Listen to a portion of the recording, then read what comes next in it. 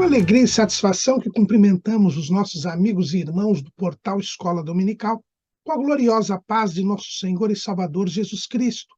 Estamos dando início a mais uma pré-aula, esta ferramenta que o portal Escola Dominical disponibiliza no início da semana, para que os irmãos possam melhor preparar a sua aula da Escola Bíblica Dominical. Leiam a revista das lições bíblicas, leiam o texto de apoio que nós disponibilizamos no site do portal Escola Dominical, porque ali os irmãos vão ter o itinerário desta nossa exposição. Nós não repetimos o texto da revista. Nossa proposta aqui é trazer subsídios complementares aos amados irmãos. Além do nosso texto, nós disponibilizamos 5 ou 6 outros textos da faixa etária de adultos. O portal Escola Dominical também disponibiliza videoaulas e textos de apoio de todas as faixas etárias do currículo da Casa Publicadora das Assembleias de Deus e de outros currículos da Escola Bíblica Dominical. Durante a semana, também oferecemos aos irmãos breves comentários em áudio das leituras diárias sugeridas nas lições bíblicas. O irmão tem um momento devocional e ainda obtém informações a respeito da lição. Se tiver alguma dúvida durante a semana, poste a sua pergunta na sala dos professores do site do portal Escola Dominical, portalebd.org.br. Nós não respondemos questões feitas nos comentários das redes sociais. Se alguém responder para o irmão, nós não nos comprometemos com esta resposta. E no sábado à noite, às 19 horas, horário de Brasília, o irmão é convidado a assistir à transmissão ao vivo do estudo preparatório dos amigos e professores da Escola Bíblica Dominical da Igreja Evangélica Assembleia de Deus, Ministério do Belém, na sede. E é nosso convidado para assistir presencialmente à nossa reunião. Ela é aberta a todos os que amam o estudo da Palavra de Deus. E interativamente, no chat, o irmão poderá elucidar as suas últimas dúvidas. Mas tudo isso é a preparação da Escola Bíblica Dominical. Ela apenas se realiza quando o povo do Senhor vai à casa do Senhor, no dia do Senhor, para estudar a palavra do Senhor. Neste terceiro trimestre de 2023, nós estamos estudando o tema A Igreja de Cristo e o Império do Mal. Como viver neste mundo dominado pelo espírito da Babilônia. Nós estamos vendo a oposição entre a igreja e o mundo. O nosso comentarista é o pastor Douglas Roberto de Almeida Batista, que é o pastor presidente da Assembleia de Deus da Missão do Distrito Federal, na capital da República, é o presidente do Conselho de Educação Religiosa da Convenção Geral das Assembleias de Deus no Brasil e é também o vice-presidente da Rede Assembleiana de Ensino.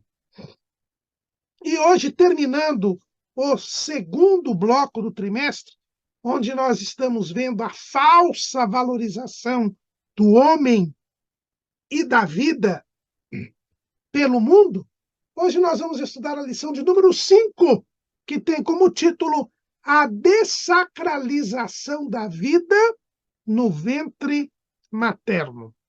E o título já nos mostra em que situação nós estamos hoje no mundo.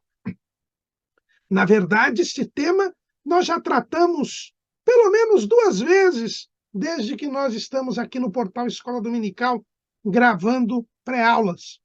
É a velha questão do aborto. Mas os irmãos viram que, ao contrário das lições passadas, a palavra aborto não está no título da lição. E não está por quê? Porque as redes sociais hoje estão cerceando as palavras. E se aparecer a palavra aborto no título, muito provavelmente as plataformas irão vetar o vídeo ou o texto. E é por isso, então, que nós temos a mudança das palavras para falar a mesma coisa em outras palavras. E aí nós falamos da dessacralização da vida no ventre materno.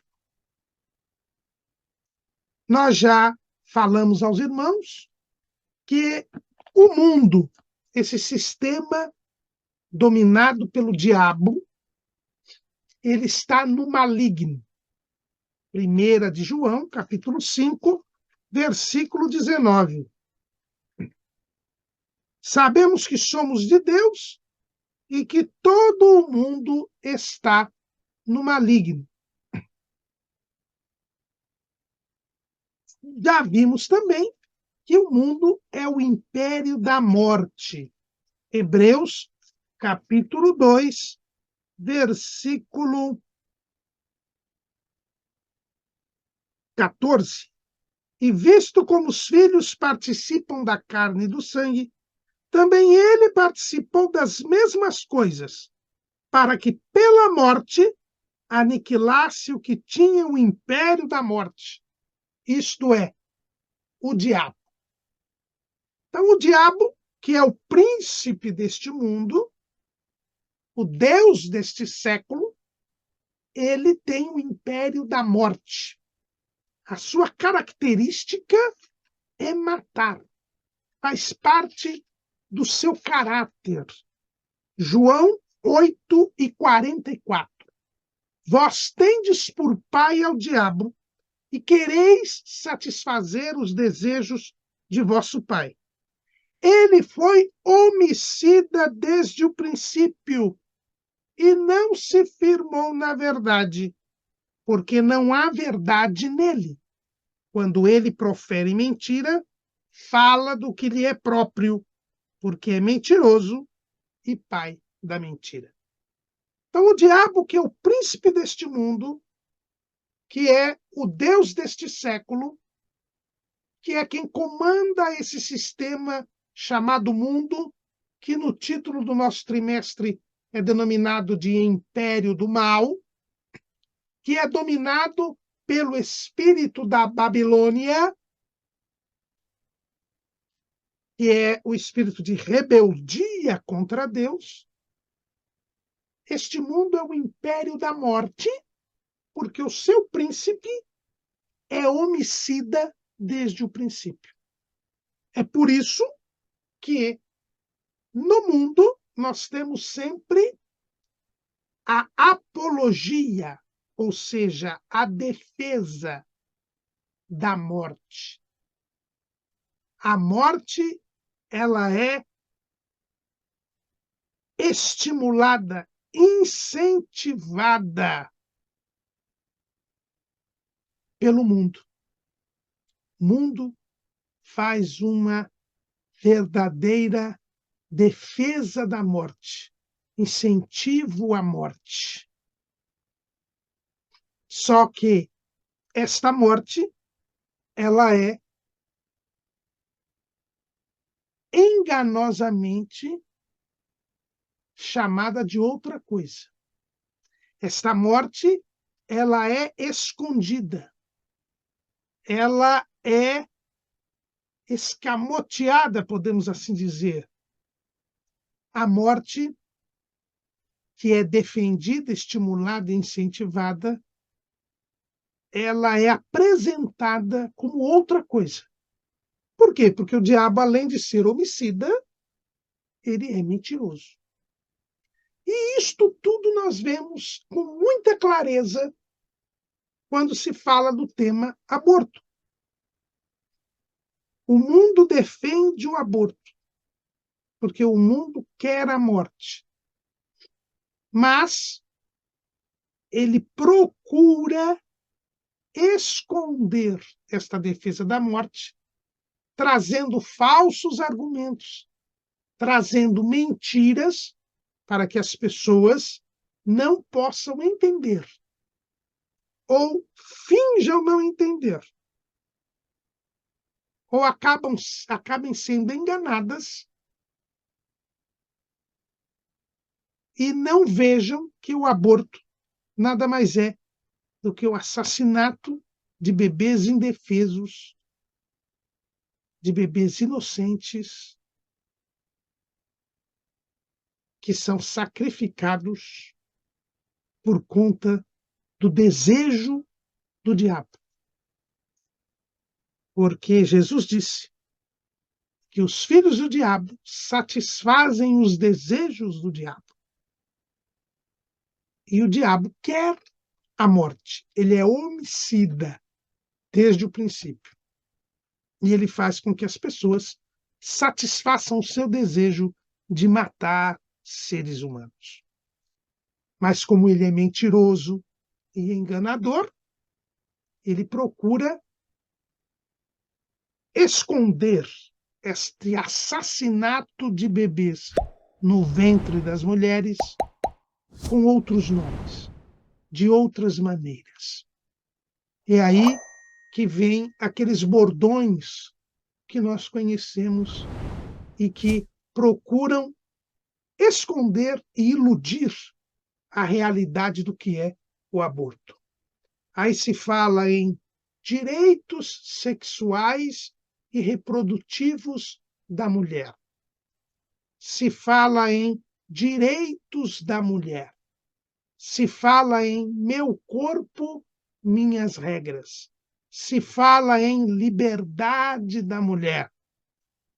Expressões todas estas que procuram esconder a realidade, que é o assassinato de bebês indefesos dentro do ventre de suas mães. O mundo é o império da morte e se cria toda uma cultura da morte. Essa expressão, muito feliz, foi elaborada pelo ex-chefe da Igreja Católica Apostólica Romana, o Papa João Paulo II. João Paulo II escreveu um documento muito importante, entendo que seja um dos mais importantes documentos das últimas décadas a respeito da defesa da vida. Na sua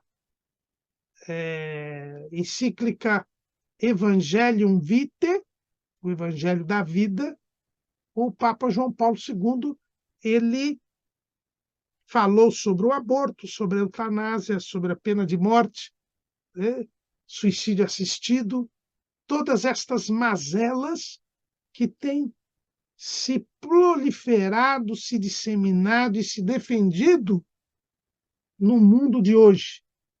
Tudo dentro deste caráter homicida do diabo, que faz com que o mundo seja o império da morte. E por que o mundo defende a morte? Porque a vida é um dom de Deus. Deus é vida. Evangelho segundo escreveu João, capítulo 1, versículo 4. Nele estava a vida, e a vida era a luz dos homens. Jesus disse, João 14:6. Disse-lhe Jesus: eu sou o caminho e a verdade e a vida. Ninguém vem ao Pai senão por mim.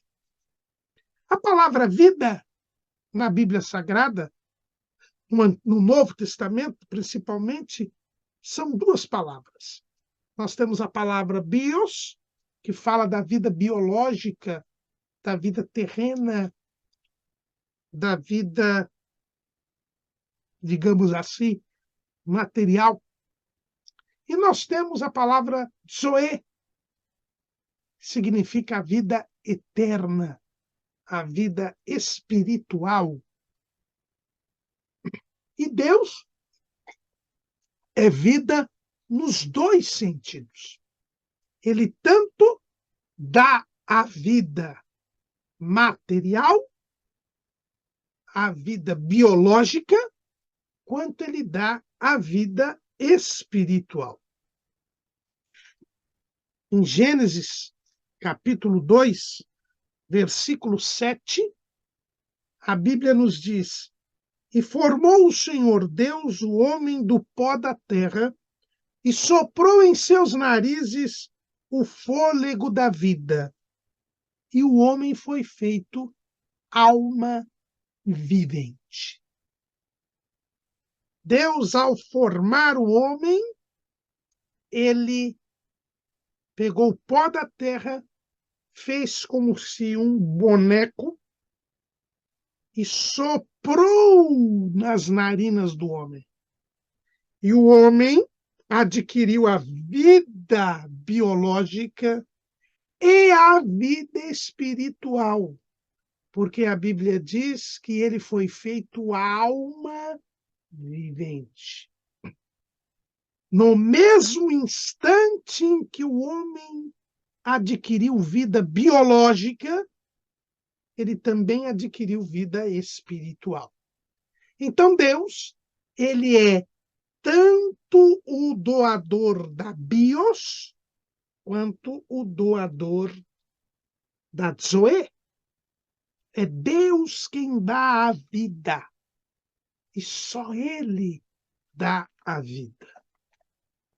Ana, no seu cântico, em 1 Samuel, capítulo 2, versículo 6, e nós sabemos que todos os cânticos bíblicos são mensagens proféticas, são pessoas cheias do Espírito Santo que trazem uma mensagem que não é delas mesmas, mas uma mensagem da parte de Deus. Ana, no seu cântico, disse, 1 Samuel 2:6, o Senhor é o que tira a vida e a dá. Faz descer a sepultura e faz tornar a subir dela. É Deus quem dá a vida. É Deus quem dá a vida.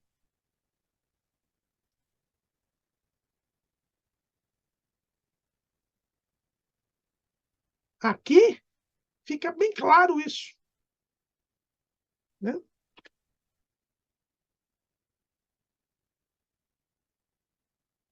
Também nós vemos em Deuteronômio, capítulo 32,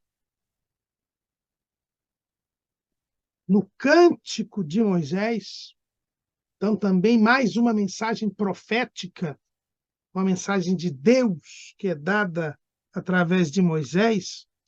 Em Deuteronômio 32 e 39, Moisés diz assim: vede agora que eu o sou, e mais nenhum Deus comigo. Eu mato e eu faço viver. Eu firo e eu saro. E ninguém há que escape da minha mão. Aqui, mais uma vez, nós vemos Deus mostrando ser Ele o dador da vida. E Ele também é aquele que tira a vida. A vida é algo que cabe única e exclusivamente a Deus. É um grande mistério, o mistério da vida. A verdade é que só Deus pode dar a vida. Os homens, com toda a sua tecnologia, com todo o seu desenvolvimento, com toda a sua inteligência, eles, no máximo, conseguiram clonar seres vivos. Mas eles não conseguem dar vida. Hoje o homem sabe exatamente a composição química de uma ameba. A ameba é o ser vivo mais simples. É um ser protozoário unicelular, tem uma única célula. E o homem já estudou a ameba e ele já sabe toda a composição química da ameba. Mas se ele juntar todos os componentes químicos da ameba, ele não consegue fazer uma ameba. Por quê? Porque só Deus dá a vida. O homem pode fazer mutações de vírus. Inclusive, há muitas suspeitas com relação ao vírus da Covid-19, que teria sido fabricado. O vírus, ele é um ser meio vivo, né? É um ser que dentro de um organismo ele adquire vida, fora do organismo não. Mas o homem pode mutar vírus, mas não criar vírus, porque isso envolve vida. Só Deus pode dar vida. Os magos de Faraó, feiticeiros que eram, sabiam desta verdade. Lá em Êxodo, capítulo 8, quando vem a terceira praga sobre o Egito, foi a praga dos piolhos.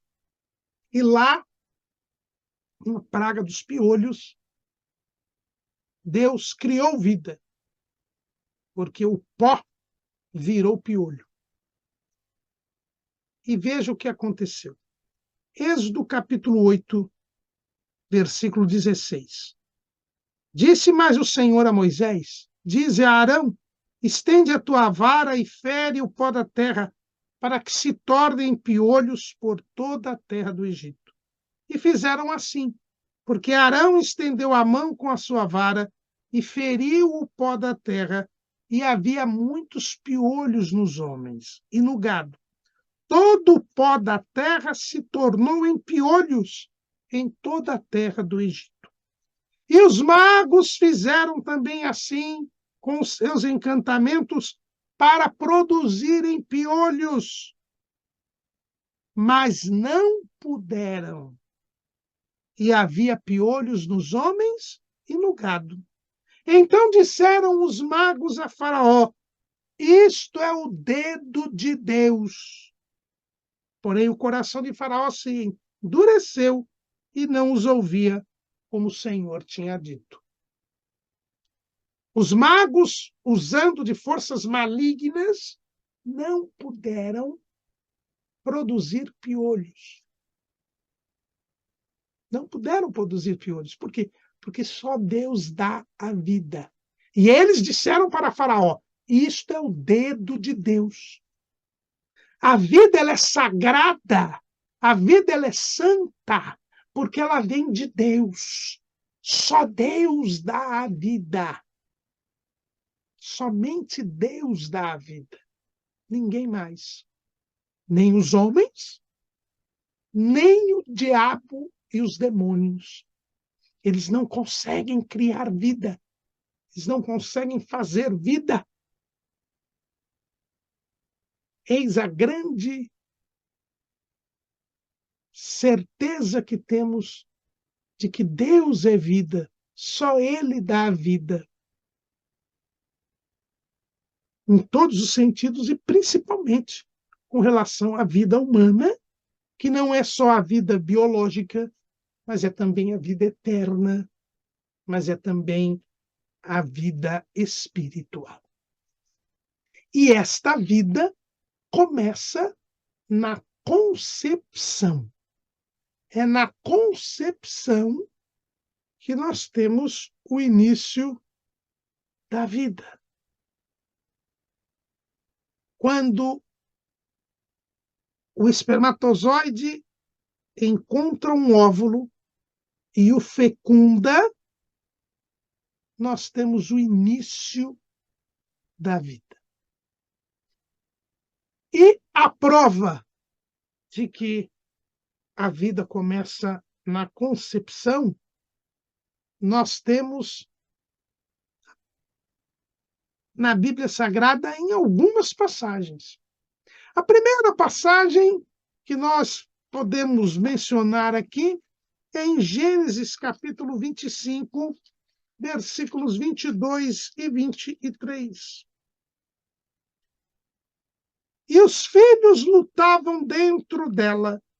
Então disse, se é assim, por que sou eu assim? E foi-se a perguntar ao Senhor. E o Senhor lhe disse, 2 nações há no teu ventre, e 2 povos se dividirão das tuas entranhas. Um povo será forte, mais forte do que o outro povo, e o maior servirá ao menor. Vejam que Rebeca estava grávida e os seus 2 filhos lutavam entre si dentro do seu ventre. E ela vai perguntar a Deus o que era aquilo que ela estava sentindo, aquilo que ela estava percebendo dentro do seu ventre. E o Senhor disse: 2 nações há no teu ventre. Ele não disse, vai haver 2 nações. Não, Deus disse que já havia 2 nações ali no ventre de Rebeca. Ou seja, Esaú e Jacó já eram seres humanos e já eram pais de nações antes mesmo de nascerem. Paulo volta a falar sobre este episódio lá em Romanos capítulo 9, versículo 10. E não somente esta, mas também Rebeca, quando concebeu de Isaque, nosso pai. Porque não tendo eles ainda nascido, nem tendo feito bem ou mal, para que o propósito de Deus, segundo a eleição, ficasse firme, não por causa das obras, mas por aquele que chama, foi-lhe dito a ela, o maior servirá ao menor. Como está escrito, amei Jacó e aborreci Esaú. Que é o que está escrito ali em Malaquias, capítulo 1, versículo 2 e 3. Já eram seres humanos e ainda não tinham nascido, mas Deus já tinha escolhido Jacó para dar continuidade às bênçãos de Abraão, porque já era um ser humano. Porque desde o momento da concepção, eu já tenho vida, eu já tenho o ser humano. No Salmo 139, Davi, ele também fala desta realidade. Salmo 139, versículo 14. Eu te louvarei, porque de um modo terrível e tão maravilhoso fui formado. Maravilhosas são as tuas obras, e a minha alma o sabe muito bem. Os meus ossos não te foram encobertos quando no oculto fui formado e entretecido como nas profundezas da terra.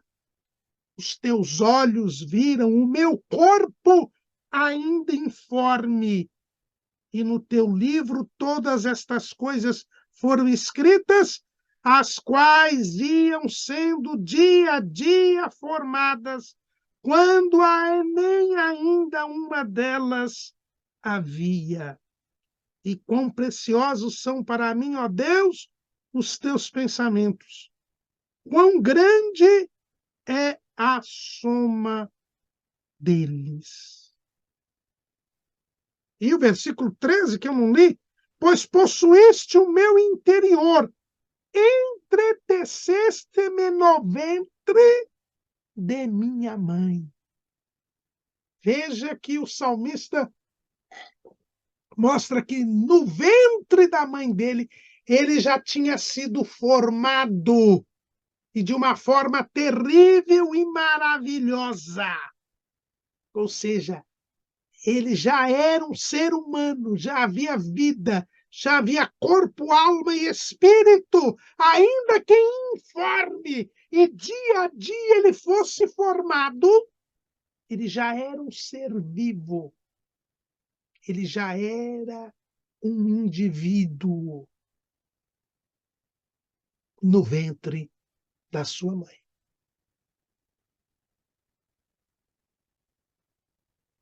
Mas há outras passagens bíblicas que nos mostram isto.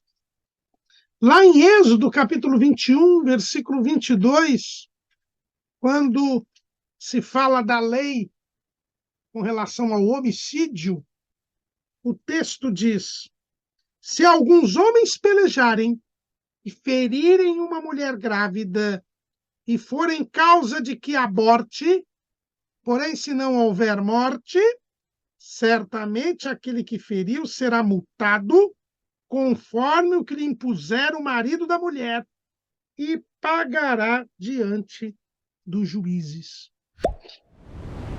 Veja que a morte do feto era considerada crime apenado com multa. Se a mulher também morresse, aí ele seria morto.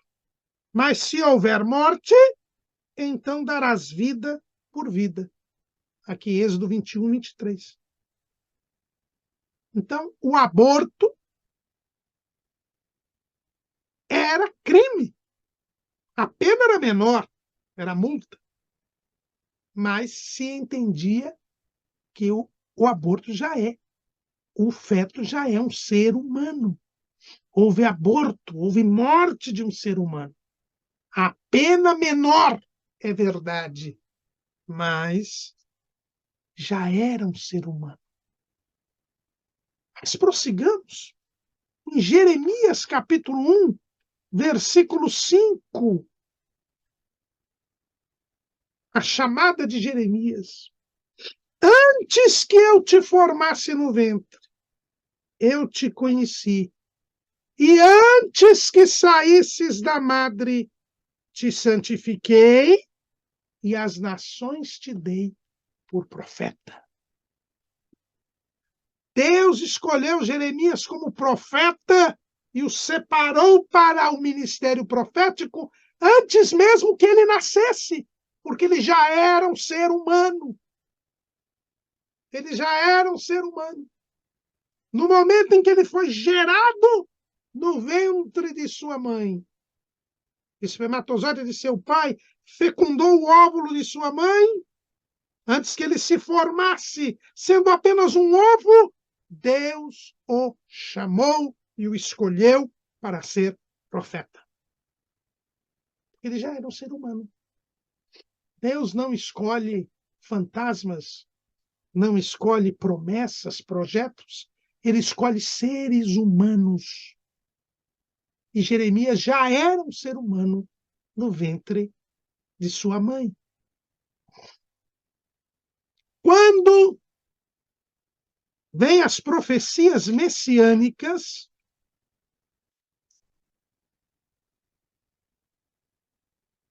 e as alusões à vinda de Jesus para a salvação da humanidade, Deus não usa como parâmetro o nascimento, mas ele usa como parâmetro a concepção. A concepção. Isaías 7:14. Portanto, mesmo o Senhor vos dará um sinal. Eis que uma virgem conceberá e dará à luz um filho, e será o seu nome Emanuel. A vinda do Salvador começa na concepção. A virgem conceberá.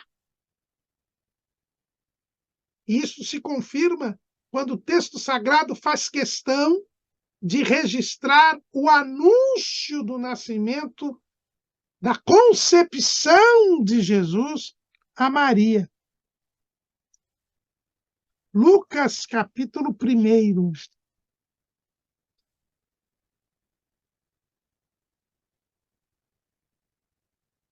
Lucas, capítulo 1, versículo 31. Eis que em teu ventre conceberás e darás à luz um filho e por-lhe-ás o nome de Jesus. Lucas 1:31.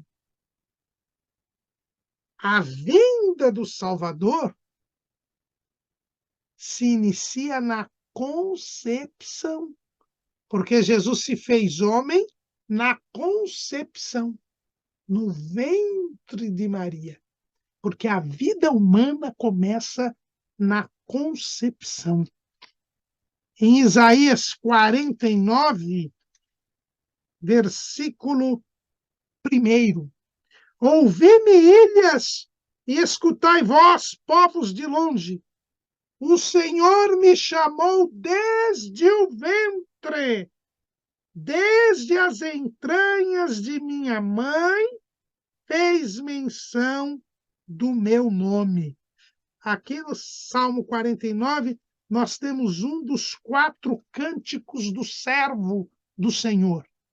São mensagens proféticas a respeito de Jesus. E o cântico é bem claro: o Senhor me chamou desde o ventre, desde as entranhas de minha mãe. E aqui nós vemos aquele episódio lindo ocorrido nas montanhas da Judéia, do encontro de Maria com Isabel. 2 mulheres grávidas. E aqui nós temos o encontro de João Batista, que estava no ventre de Isabel, com Jesus, que estava no ventre de Maria. Lucas, capítulo 1, versículo 39. E naqueles dias, levantando-se Maria, foi apressada às montanhas, a uma cidade de Judá, e entrou em casa de Zacarias e saudou a Isabel. E acontecer que, ao ouvir Isabel a saudação de Maria, a criancinha saltou no seu ventre. E Isabel foi cheia do Espírito Santo e exclamou com grande voz e disse: Bendita és tu entre as mulheres, e bendito o fruto do teu ventre. De onde me provém isso a mim? Que venha visitar-me a mãe do meu Senhor? Pois eis que, ao chegar aos meus ouvidos a voz da tua saudação, a criancinha saltou de alegria no meu ventre.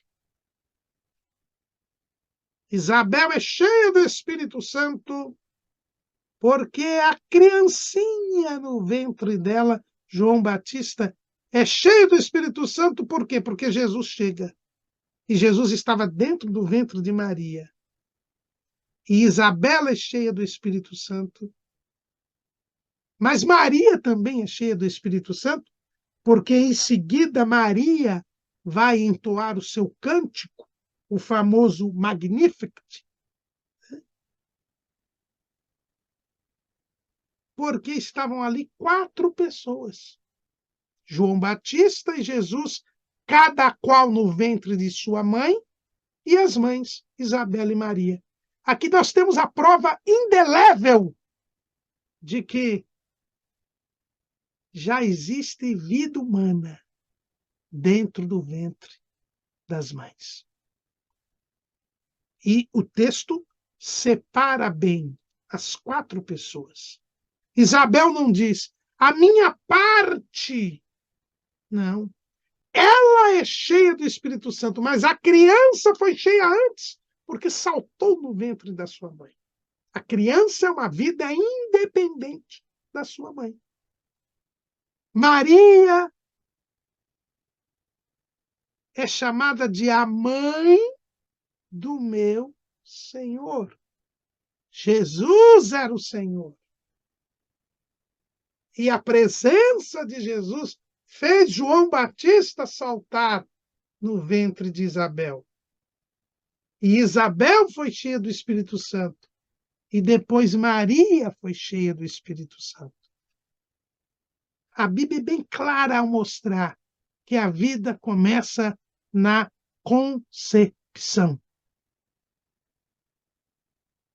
Em Gálatas 1:15, o apóstolo Paulo diz: mas quando aprouve a Deus que desde o ventre de minha mãe me separou e me chamou pela sua graça, revelar seu Filho em mim, para que o pregasse entre os gentios, não consultei carne nem sangue.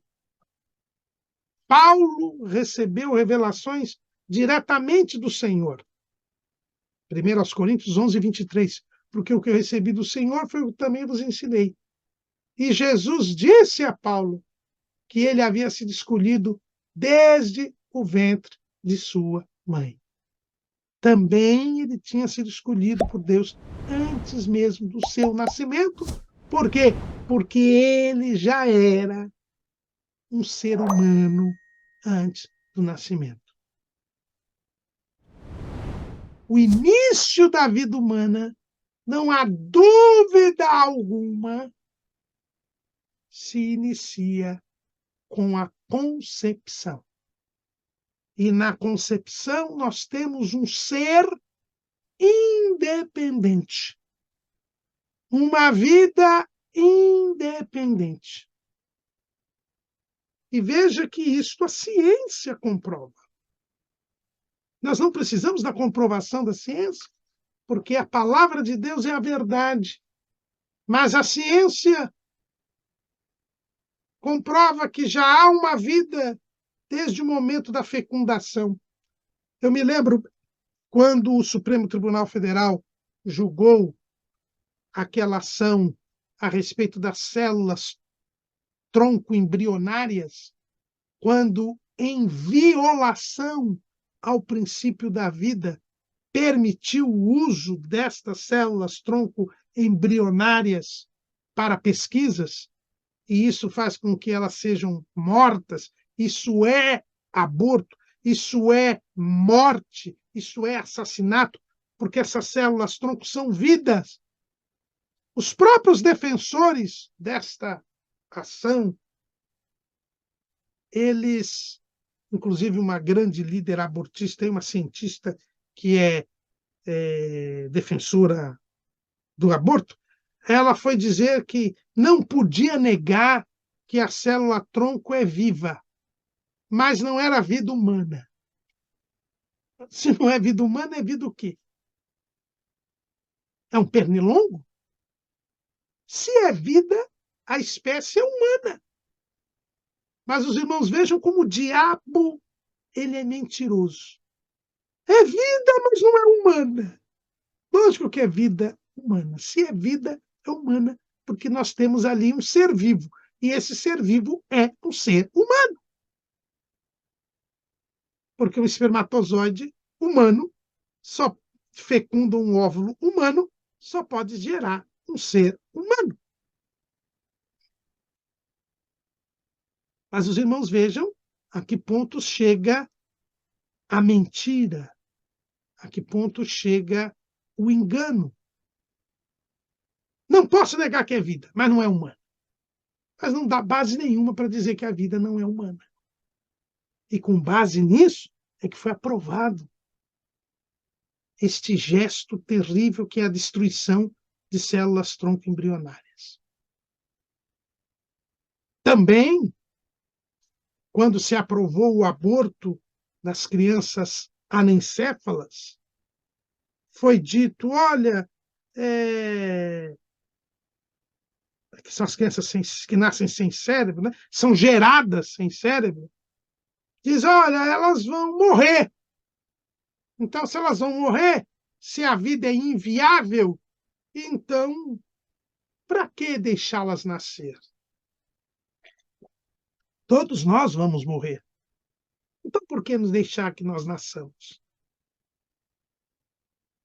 Quem ficou para a semente?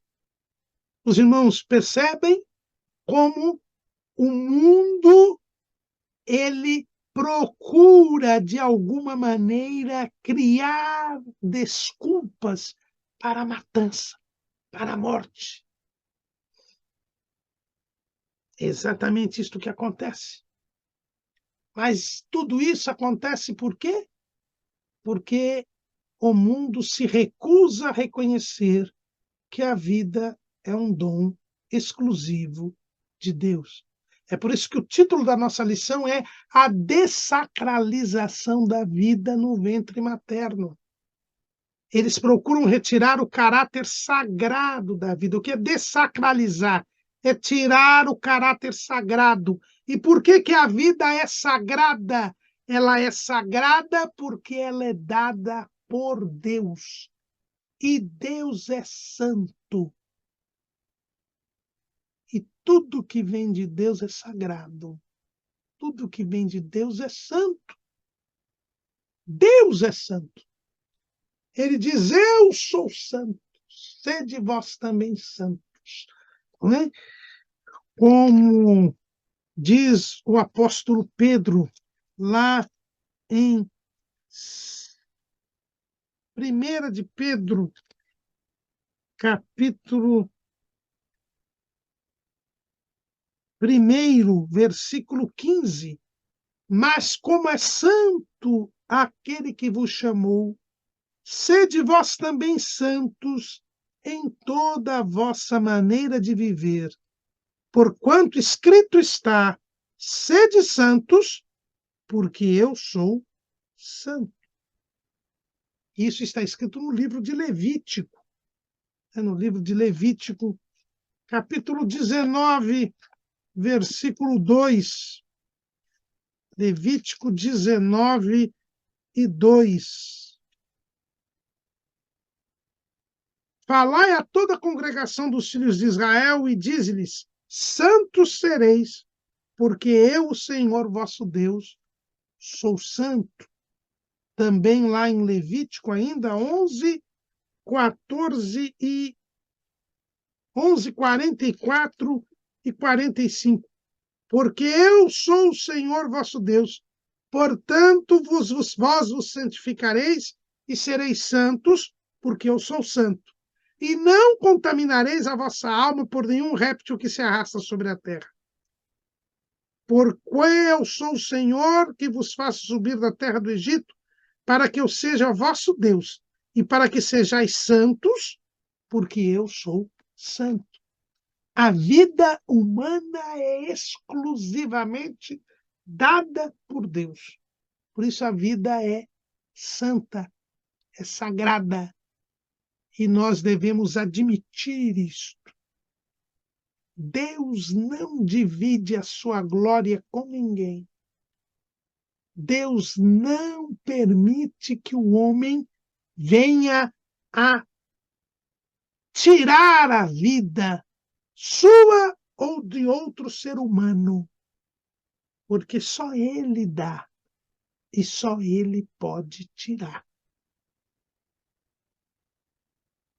A Bíblia usa a palavra aborto algumas vezes. Em 3 textos, nós vemos a utilização da palavra aborto para nos mostrar que o aborto é a morte de um ser humano. Jó, capítulo 3, versículo 16. No seu lamento, Jó diz: ou como aborto oculto não existiria, como as crianças que nunca viram a luz.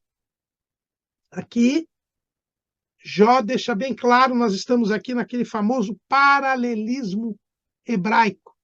Né? Na poesia hebraica, nós temos ali, normalmente, os versos, eles são formados por duas expressões, com palavras diferentes, mas que têm o mesmo significado. Então ele diz assim, por que não morri eu desde a madre, e em saindo do ventre não expirei? Aqui eu li Jó 3 e 11. Ele está lamentando por que ele nasceu para sofrer daquele jeito.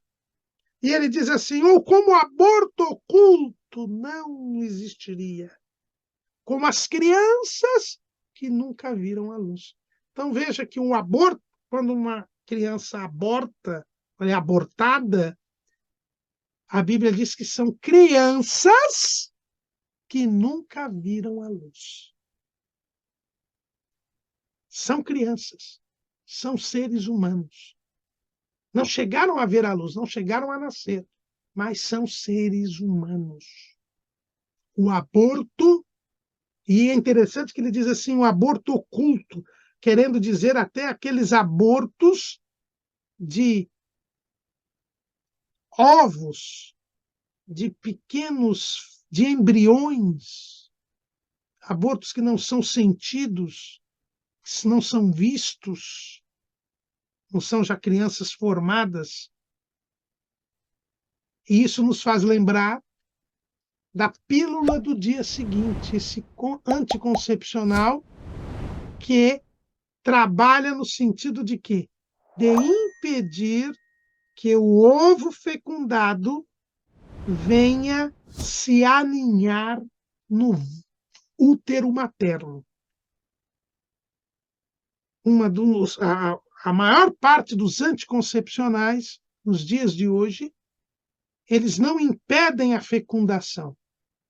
Eles impedem que o ovo fecundado se aninhe no útero materno. Porque quando o espermatozoide ele encontra o óvulo, isso lá nas trompas de Falópio, ele fecunda o óvulo e este ovo, que já é o ovo, porque é o óvulo fecundado pelo espermatozoide, já houve a concepção, já é um ser humano, ele então caminha para o útero e o útero o acolhe.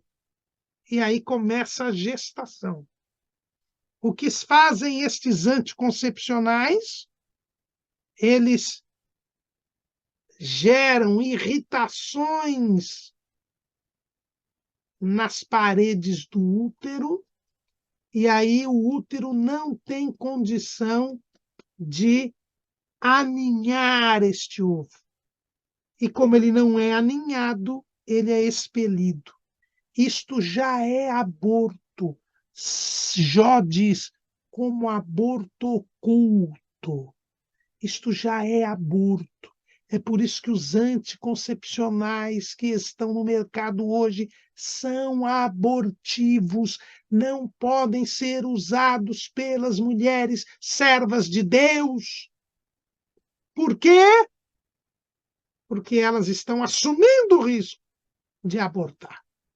É por isso que ela se chama pílula do dia seguinte, porque ela impede que no dia seguinte à fecundação o ovo fecundado se aninhe no útero da mãe. É abortivo. É a mesma coisa que acontece com muitas TIUs, né? Aquele dispositivo intrauterino. A maior parte dos dispositivos intrauterinos nos dias de hoje também não impedem a fecundação. Eles impedem que o ovo fecundado seja aninhado no útero materno. É a chamada nidação. Isto é aborto. Quem usa esse dispositivo assume o risco de matar. É o aborto oculto. E a Bíblia diz que o aborto oculto é criança que nunca viu a luz. Não, isso é apenas para evitar que eu não quero engravidar, não é meu desejo engravidar. Mas no desejo de não engravidar, você assume o risco de matar. E o que o diabo quer é a morte. Ele é homicida desde o princípio. E quem satisfaz o desejo do diabo é filho do diabo. Não é filho de Deus. Salmo 58, versículo 8, também nos fala de aborto. Como a lesma que se derrete, assim se vão. Como o aborto de uma mulher, nunca vejam o sol. Aqui, de novo, o paralelismo hebraico. Lesma derrete é igual ao aborto de uma mulher. que é a lesma que derrete? É uma vida que se desfaz. Nós, crianças, conhecemos bem isso, principalmente os moleques, que gostavam de jogar sal na lesma para ver a lesma derreter. É uma lesma que morre, é uma vida que se desfaz. O aborto de uma mulher é isso, é uma vida que morre, é uma vida que se frustra, é uma vida que se desfaz. O aborto de uma mulher, a criancinha que está no ventre da mulher, é uma vida que se desfaz. Ninguém vai dizer que a lesma não tinha vida e não começou a viver. Não, a lesma que derrete, ela tinha vida e se desfez. Assim é o aborto de uma mulher. Tinha vida e se desfez. E, por fim, o polêmico texto de Eclesiastes, capítulo 6, versículo 3. Eclesiastes 6 e 3, que uma certa denominação, chamada neopentecostal, usa para defender o aborto. O texto diz: se o homem gerar 100 filhos e viver muitos anos, e os dias dos seus anos forem muitos, e se a sua alma se não fartar do bem, e além disso não tiver um enterro, digo que um aborto é melhor do que ele. E com base nesse texto, esta denominação diz que o aborto é justificável, porque é melhor um aborto do que uma pessoa que gerar 100 filhos, viver muitos anos, e os dias dos seus anos forem muitos, e ela não tiver nenhum enterro. Diz este grupo que é melhor que a criança seja abortada do que ela passe a vida na pobreza, que ela vire um bandido. Porque o texto bíblico diz que é melhor um aborto do que um homem que gerar 100 filhos e viver muitos anos, e os dias dos seus anos forem muitos, e se a sua alma não se fartar do bem, e além disso não tiver um enterro. Mas não é nada disso que o texto está dizendo. O texto está, porém, o que diz este texto de Salomão? Em primeiro lugar, Salomão está falando em Eclesiastes sobre a vida debaixo do sol. É este o tema do livro de Eclesiastes. Palavras do pregador, filho de Davi, rei em Jerusalém. Vaidade de vaidades, diz o pregador. Vaidade de vaidades. É tudo vaidade. Que vantagem tem o homem de todo o seu trabalho que ele faz debaixo do sol? Esse é o tema do livro. E aqui, nessa passagem, o que está falando Salomão? Ele está falando o seguinte: há um mal que tenho visto debaixo do sol, e que é muito frequente entre os homens. Um homem a quem Deus deu riquezas, fazenda e honra, e nada lhe falta de tudo quanto a sua alma deseja, mas Deus não lhe dá poder para daí comer. Antes o estranho não come. Também isso é vaidade e má enfermidade. Se o homem gerar 100 filhos e viver muitos anos, e os dias dos seus anos forem muitos, e se a sua alma se não fartar do bem, e além disso não tiver o enterro, digo que um aborto é melhor do que ele. Porque de balde veio e em trevas se vai, e de trevas se cobre o seu nome.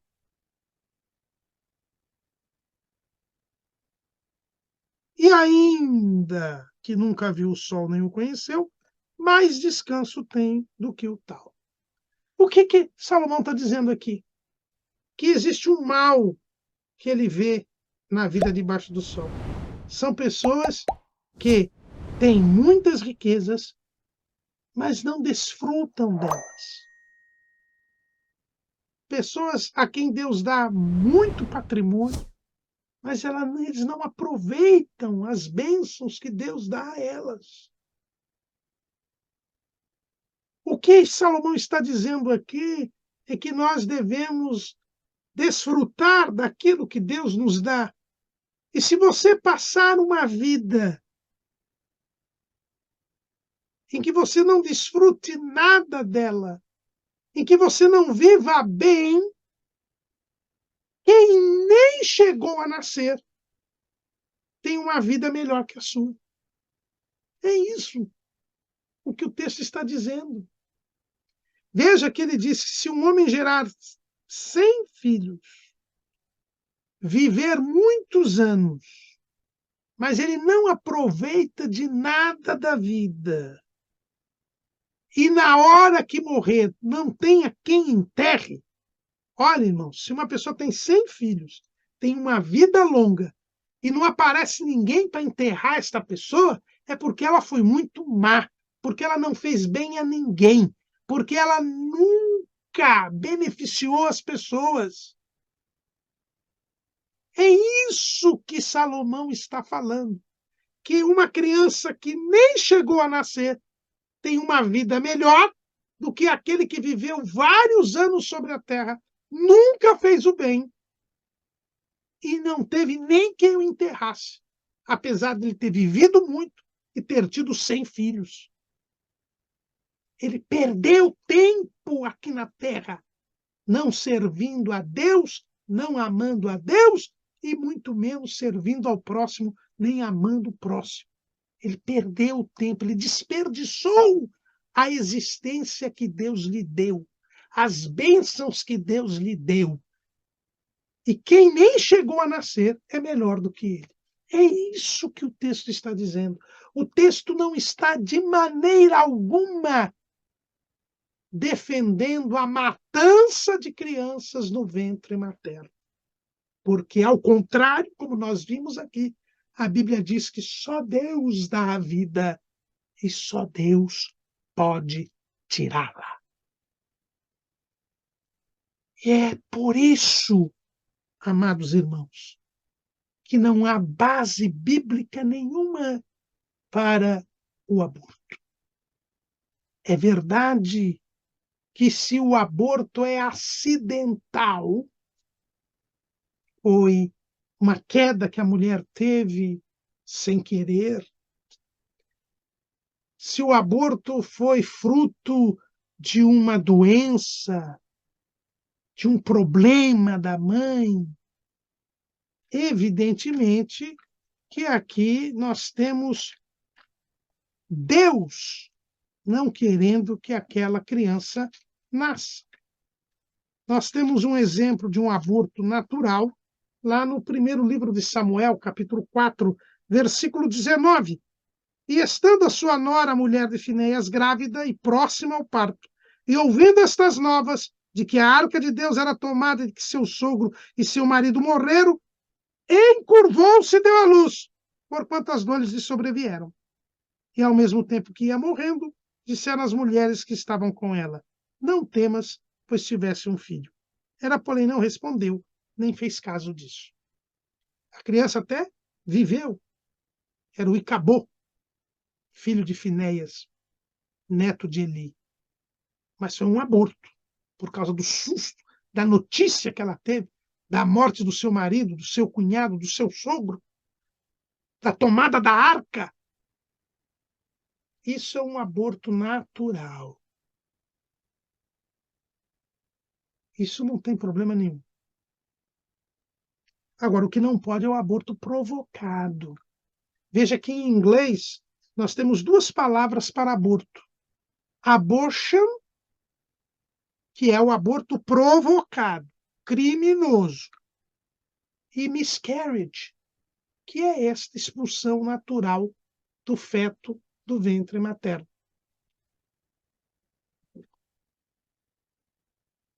Na lei brasileira, por enquanto, porque o Supremo Tribunal Federal há uma pressão para que ele libere o aborto no Brasil, nós temos na nossa lei alguns casos em que não há pena. Veja que a lei brasileira ela não diz que não é crime, ela só diz que não tem pena. É o aborto necessário, que é aquele em que se poupa a vida da mulher, porque ou vive a mulher ou a criança. Existem os casos do chamado aborto sentimental ou humanitário, que é aquele aborto da criança porque a mãe foi estuprada. Veja, a lei brasileira autoriza, mas a Bíblia não. A mulher foi estuprada, ela deve abortar? Não. Por quê? Porque quem deve ser punido é o estuprador, não a criança. O estuprador, ele é culpado. A mãe, não sei.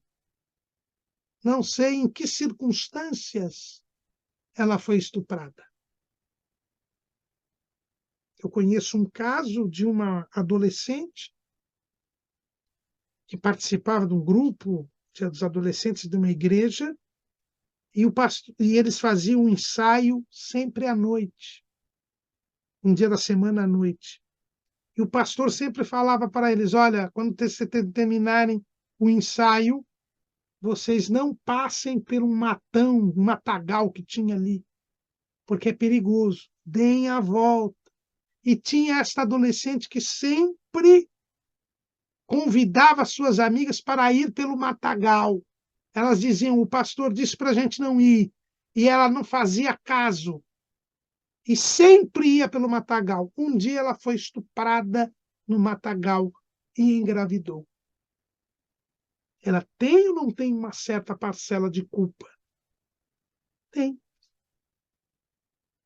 Muitas vezes a mulher não tem culpa nenhuma, mas ela pode ter também culpa. Mas, com certeza, quem não tem culpa é a criança. A criança gerada não tem culpa. E quando eu defendo o aborto, em caso de estupro, a criança é sentenciada à morte por um crime que ela não cometeu e que ela não teve nenhuma participação.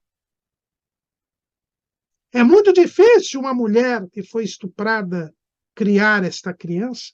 Sim. Estou exigindo que ela crie esta criança? Não. Mas ela dê à luz a criança e esta criança seja adotada por alguém. Porque a vida não está no poder da mãe. A vida é algo dado por Deus e só Ele pode tirar. Nós já vimos a questão das crianças que nascem, são os fetos que são gerados sem cérebros, que o Supremo Tribunal Federal autorizou o aborto, mas que também não deve ser feito pelos servos de Deus. Só Deus dá a vida, só Deus pode tirar. Deus pode dar um cérebro a esta criança. E se não der, ela morrerá. Mas não fui eu que a matei, porque só Deus pode matar, só Deus pode tirar a vida, porque só Ele pode dar. Nós também falamos aqui dos embriões, né, que são gerados ali na inseminação artificial e que o Supremo Tribunal Federal também já liberou para pesquisas. E eles são destruídos, são mortos. Isto também é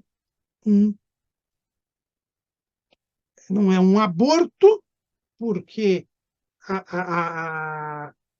o embrião, o ovo, não foi fecundado no ventre materno, e o aborto é a retirada da criança do ventre materno, mas é vida e também é uma atitude contrária à vida.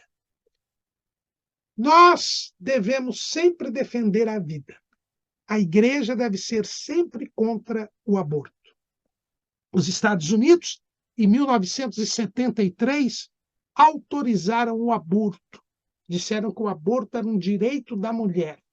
E durante 49 anos, o aborto foi legalizado nos Estados Unidos. Eu estava vendo as estatísticas, nós tivemos anos em que houve mais de 1.600.000 abortos nos Estados Unidos. Em 2020, houve apenas 600.000 abortos. Apenas, né? 600.000 abortos. Nesses 49 anos, nós tivemos basicamente 60 milhões de crianças mortas nos Estados Unidos. É um dos maiores genocídios da história da humanidade. Se fala muito da morte dos judeus na Segunda Guerra Mundial. Foram 6 milhões de judeus em 12 anos de nazismo.